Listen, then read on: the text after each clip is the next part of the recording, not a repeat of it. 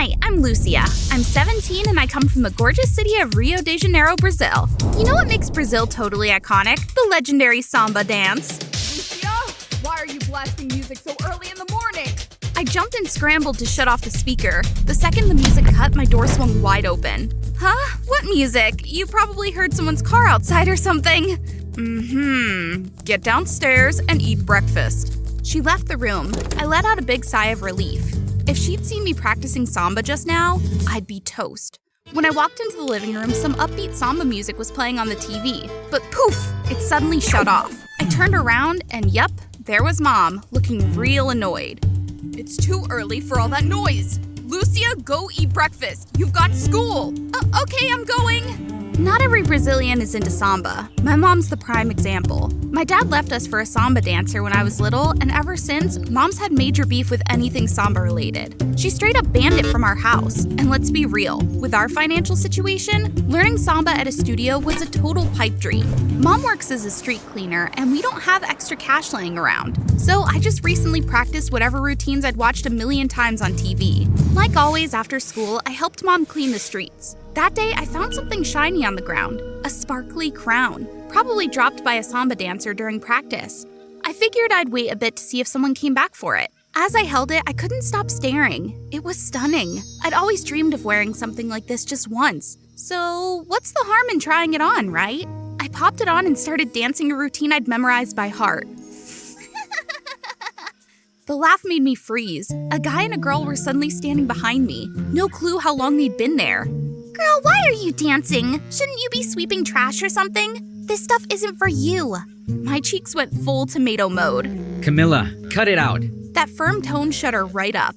Then he stepped closer and smiled warmly. I'm sorry about her. Don't take it personally. I'm Carlos, and she's Camilla. We're both dancers from Samba Academy. That crown's actually hers. She dropped it during rehearsal. Lucky you found it. Oh no, I'm the one who should apologize for using it without permission. Honestly, you were amazing just now. Are you a samba dancer too? I'm a street cleaner who happens to love samba. Carlos, let's go. Everyone's waiting. We've got to run. Bye for now.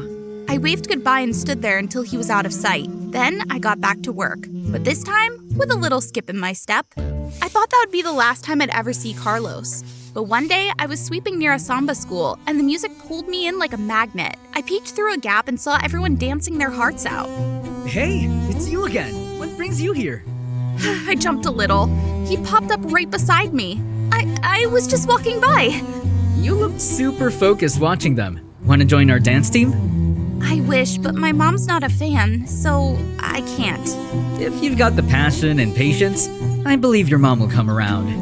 I nodded. Deep down, I knew this might be my only shot at chasing my dream. The next day, I told Mom I had a part-time job at a cafe to throw her off, then snuck off to the samba school. Carlos brought me inside and introduced me to everyone. The other students were sweet, except for one person, Camilla. She gave me the coldest look ever and completely ignored my greeting. I had no idea what her problem was, but whatever. I didn't have time to stress about her, because my first class was starting. Thanks to all my secret practice, I picked up the routine super fast. Whoa! You learned that whole routine in one day? You've seriously got talent! For real, it took me days to learn that one. You're amazing, Lucia. What's the big deal? I could do it too.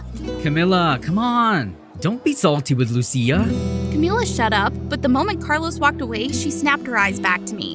You! Stay away from Carlos. He is mine! I had been patient, but she really thought she could walk all over me. Oh, Carlos is yours? Cool, I'll just go ask him about that real quick. You little... I had to bite my tongue to keep from laughing. Her face turned so red she looked like a mad potato.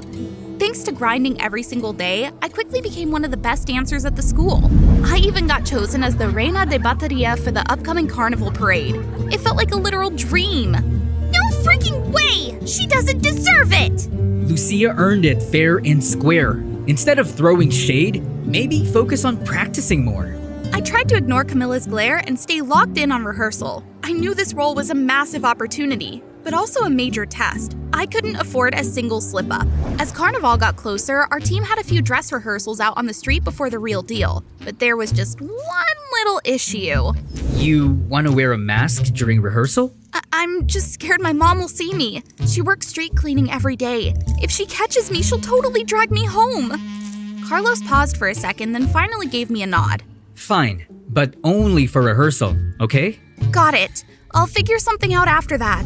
At our rehearsal, well, just as I feared, I spotted Mom sweeping the sidewalk. Her eyes locked onto the samba parade with full-on disgust. My heart started pounding. I tried to stay chill until someone shoved me hard from behind. I stumbled forward and boom, my mask flew off. It rolled across the street and stopped right at her feet. Our eyes met. Her face shifted from shocked to furious in like 2 seconds. You told me you were working. What are you doing here? Mom, please let me explain. I told you no samba dancing. Go home now.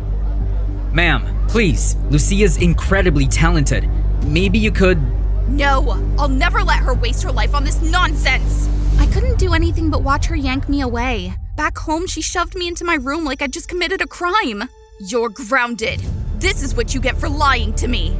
No, Mom, dancing samba is my passion. Please don't ruin my dream. I don't want you turning out like that dancer who ruined our family. You can't just assume every samba dancer is awful because of her. Don't try to change my mind. Stay in your room and think about what you did. She turned around and slammed the door shut. I ran up and tried to open it, but it was useless.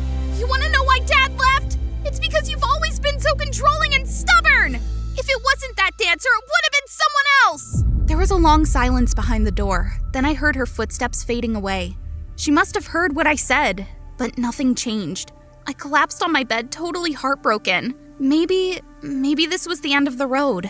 Then my phone buzzed. It was Carlos. Hey, I saw Camilla shove you. She thought taking you down would get her spot back, but it backfired. She's been expelled for what she did. You're the one and only Reina de Peteria now.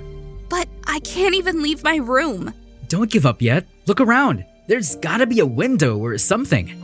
There was a tiny window in my room, and bingo, it wasn't locked. Carlos and I came up with the most ridiculous escape plan ever. On the evening of the big parade, I peeked outside and saw him waiting down below. I climbed out, slid down the metal roof, and jumped. Carlos caught me in his arms like some rom-com hero.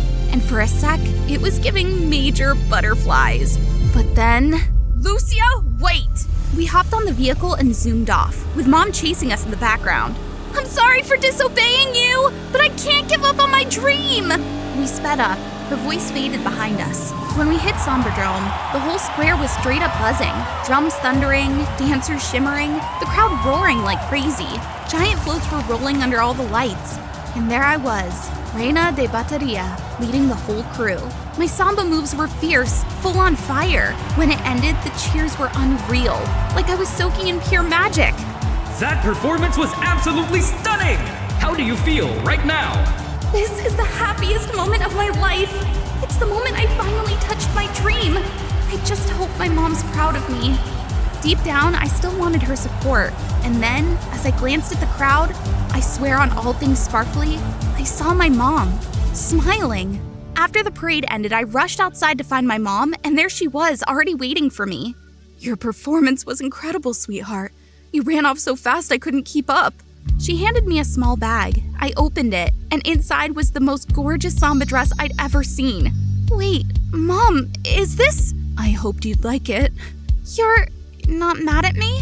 A few days ago I saw your dad. He was with another woman, not that samba dancer. Maybe you were right. Maybe I do need to change. I don't want to lose you, Lucia. I threw my arms around her and held on tight. You'll never lose me, Mom. I'm always here. The whole city of Rio was lit. Carnival energy filled every single street corner. That day, for the first time ever, Mom was the one who invited me to join her at a street party. Tonight, we're dancing our hearts out, baby. Samba style. We danced, we screamed, we laughed so hard we nearly cried. It was pure joy. While vibing to the beat, I accidentally bumped into someone and totally lost my balance. Almost wiped out on the pavement, but strong arms caught me just in time. It was Carlos. Whoa there, Queen. Gotta watch your step. His smile made my cheeks heat up faster than a summer grill. People around us started clapping and cheering, teasing us. Carlos and I melted right into the crowd, dancing under the lights, soaking in the rhythm and the magic of Carnival. And in that moment, I could feel it. Something small, something sweet, blooming quietly between us. George, please, come back soon, okay?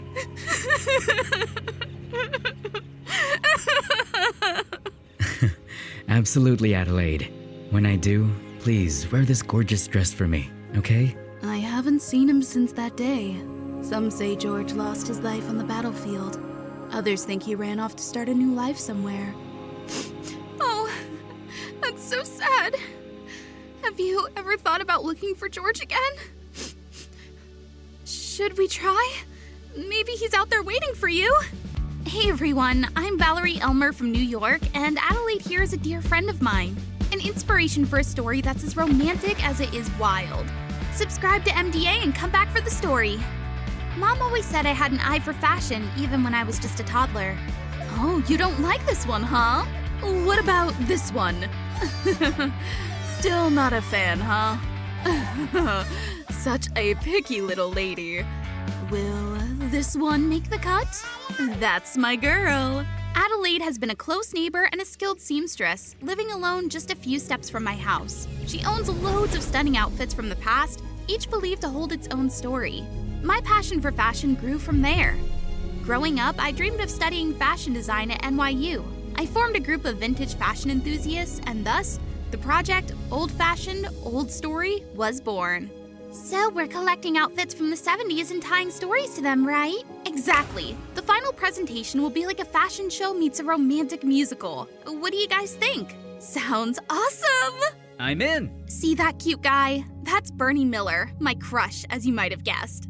Bernie's sweet, but kinda clueless about the hints I drop. Like when I brought him soup when he was sick, or the chocolates and boba tea invite on Valentine's.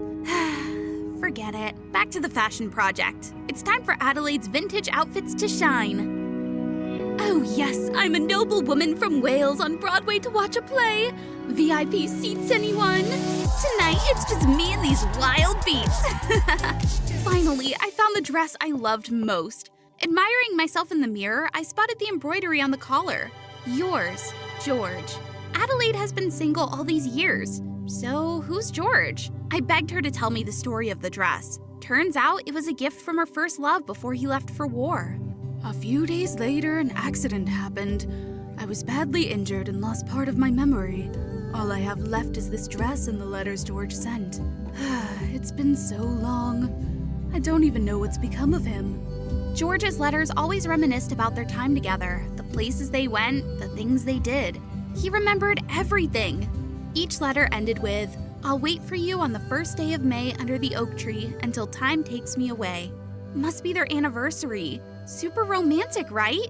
Luckily, the upcoming weekend is the first day of May, so I insisted on helping Adelaide find her first love. The next day on my way to school, I kept thinking about it and I didn't notice a car speeding towards me and a large puddle right next to me. Only when Bernie stepped in front of me. His warmth and those deep blue eyes nearly made me swoon. Hey, are you okay? I'm fine. Oh no, your shirt's all wet.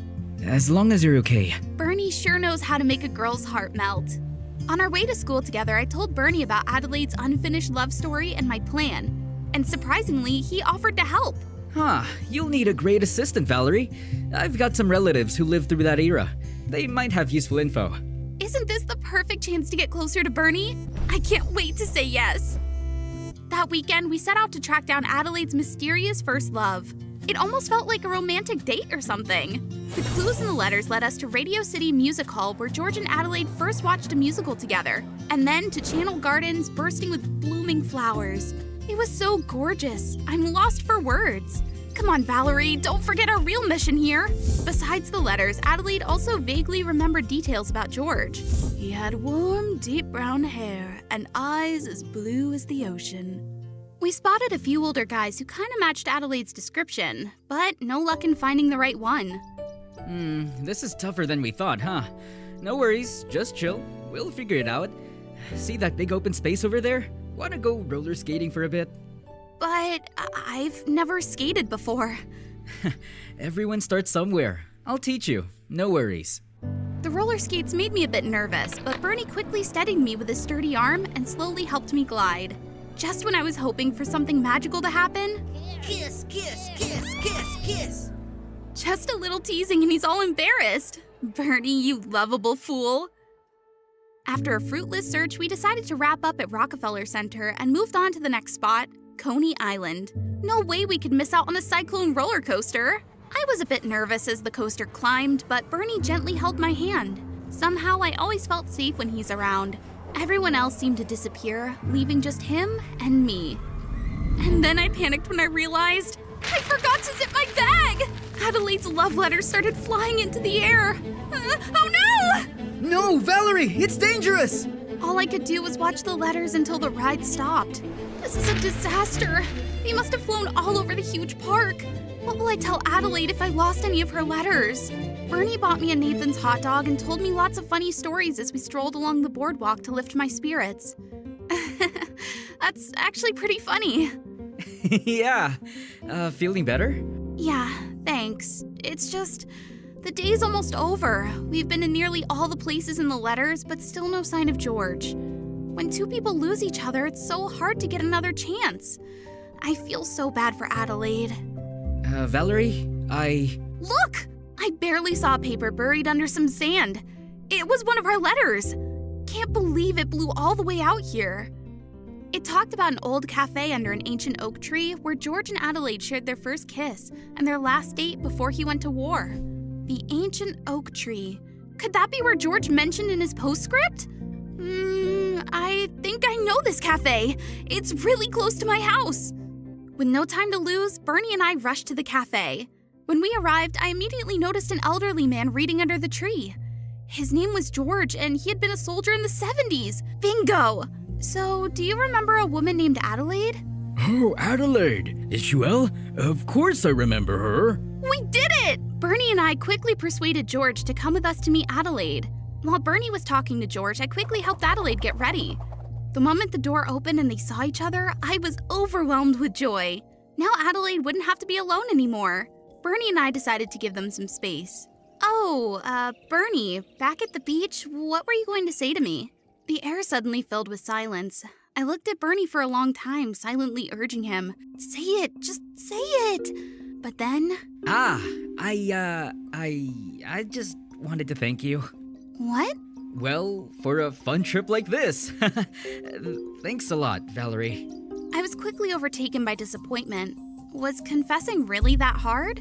Just then, the door opened and Adelaide saw George off. What? Wrong person?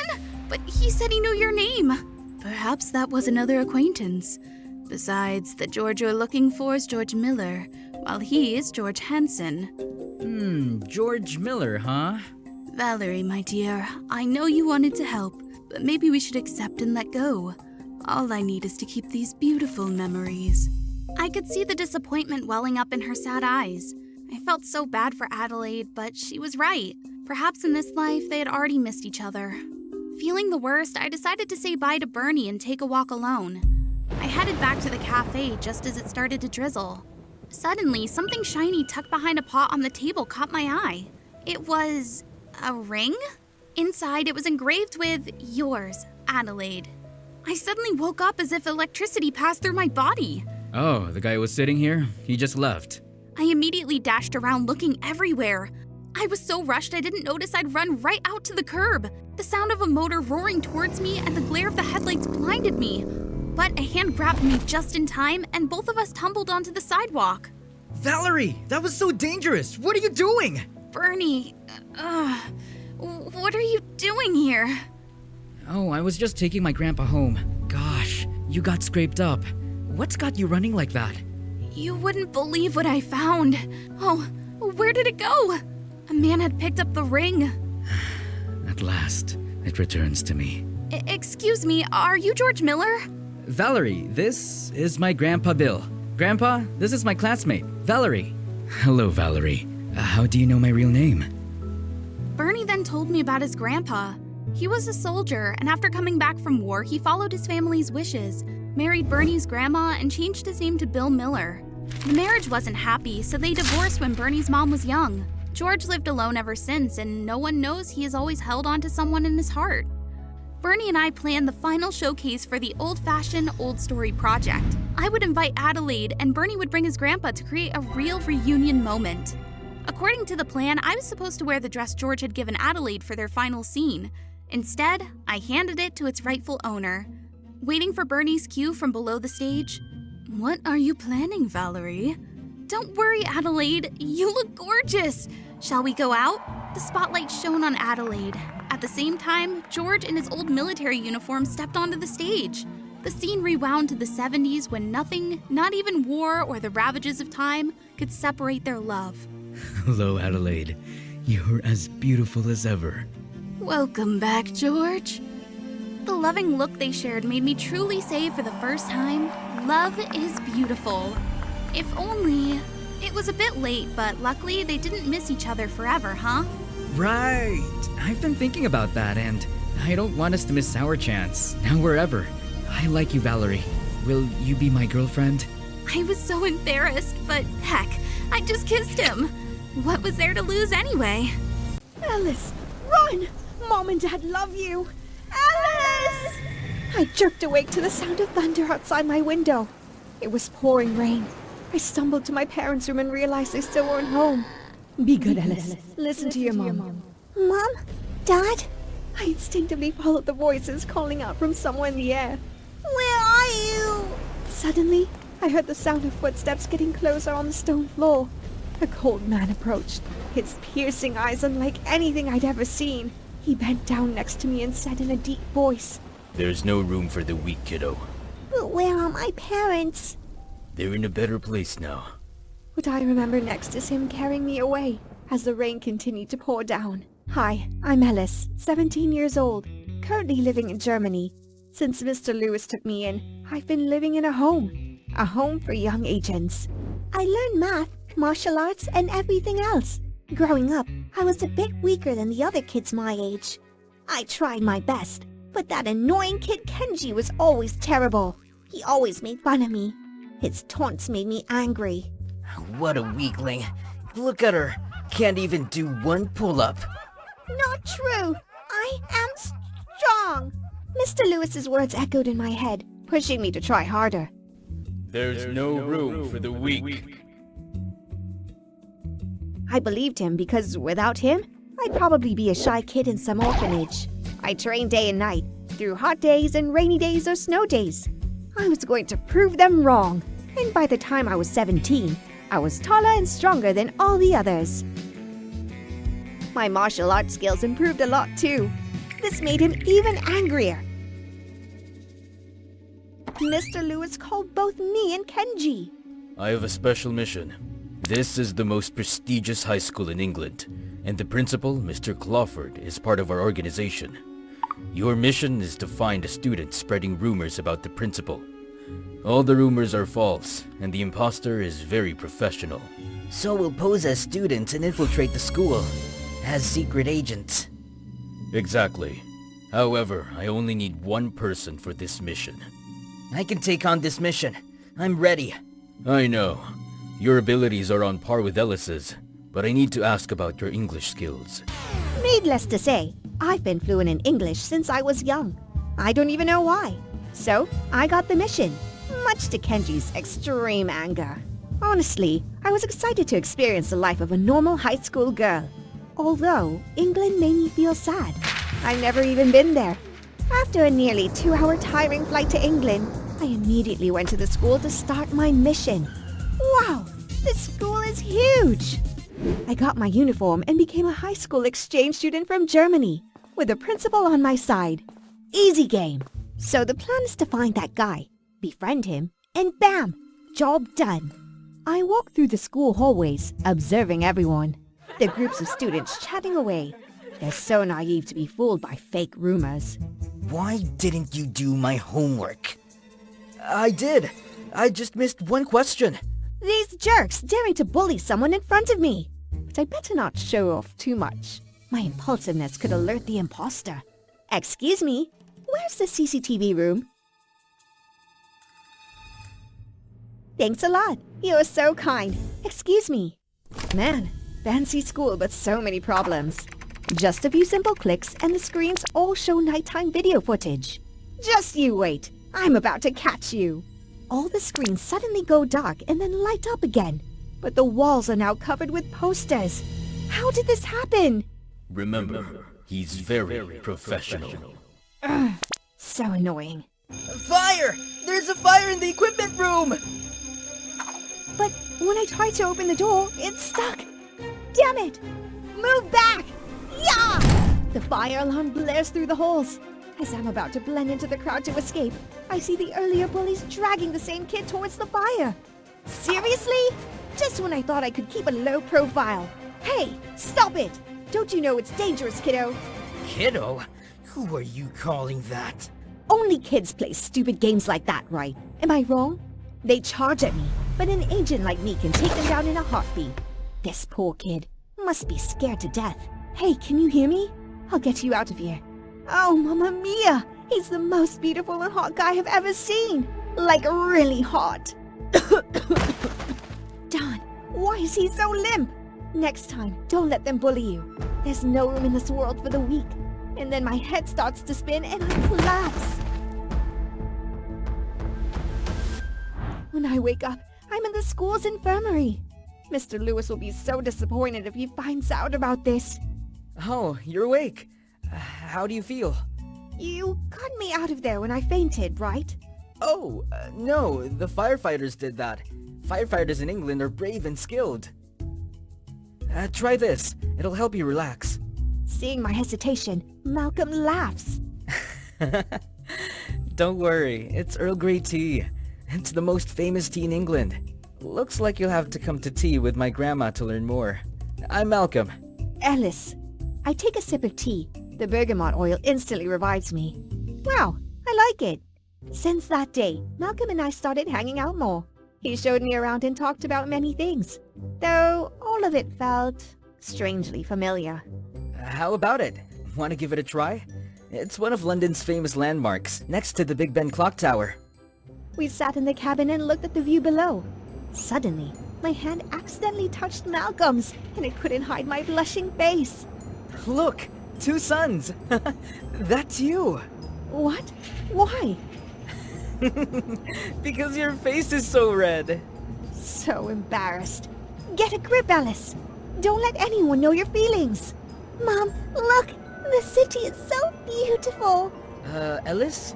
Ellis! Huh? Mr. Lewis said I'm German and I've never been to England. Why do I have these memories? Strange. On the way home, I got a call from Mr. Lewis. I didn't send you to England to have fun. You have 3 days to catch him and bring him back to Germany. If not, Kenji is ready to replace you. I realized I'd indulged my emotions and forgotten my mission. Disappointed in myself, Alice! The next day, the school was abuzz with new rumors. The principal was supposedly recruiting wealthy parents for a secret society with dark purposes. Whoever's spreading the rumors didn't specify the society's purpose, but Mr. Lewis said all the rumors are false. I need to find him fast. This dummy forgot his phone again. Huh? He has a girlfriend? Looks familiar. Malcolm wrote that post? I'm trembling so much I can barely stand. So, the person I'm looking for is Malcolm. I was completely shocked by what I found. I had special feelings for Malcolm, but he's the enemy. I'm disappointed in myself for being weak in front of him. Wait, didn't I follow the plan exactly? The next day, I suggested Malcolm come to Germany for a visit, and to my surprise, he agreed right away. If this trip is fun, next time I'll bring my grandma. It'll definitely be fun. An unforgettable trip for sure. The flight went smoothly, and I didn't let any slip-ups happen until we reached a secluded alley. Got me. What? Why? Isn't that your purpose? To catch and take me back to the organization? I was so shocked I couldn't speak. Malcolm knew everything? How did he know about the organization? Before I called the organization to pick you up, I want to know when you found out about my identity. Wow, your hands were so soft in the London Eye cabin. Never thought you'd tie knots this tight. Enough talk. All right. Like you, I was once a member of the organization. Trained from a young age to be Mr. Lewis's cold-hearted pawn. And those words, it's him. He, along with that esteemed principal you're protecting, got mad when my parents refused to join their secret society.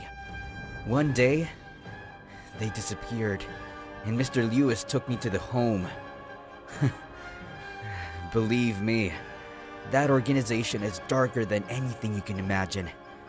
And I thought he was my savior until I discovered the truth.